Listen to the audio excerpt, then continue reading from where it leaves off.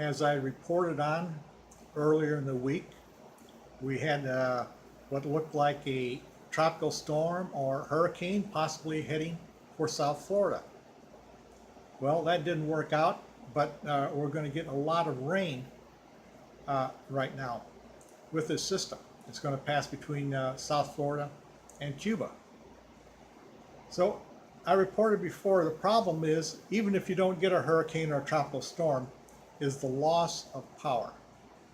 And it's been so long, like 11 years since Wilma, since we've had a hurricane, that we had a lot of trees growing up, and the winds get high and they're going to brush against the power lines, and they're going to knock some of them down.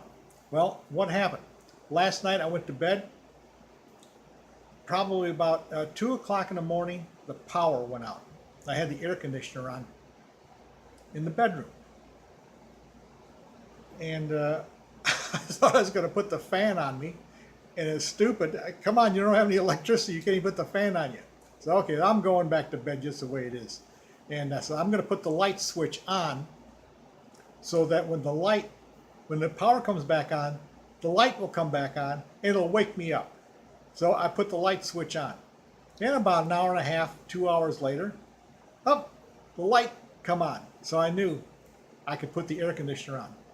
But I was too tired to do anything about it. And I had the fan already facing me. It wasn't working, but now it was working, blowing on me. I just went and laid back in bed with just the fan blowing on me. And I realized, geez, I had a good night's sleep with just that fan blowing on me. And it made me think of, you don't always need air conditioning in South Florida. Sometimes just a nice fan will do.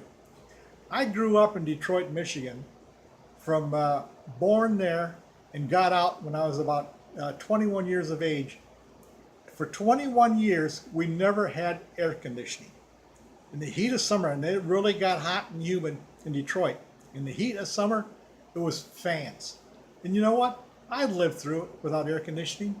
Then I came to Miami, and at that time, and met Sharon and got married.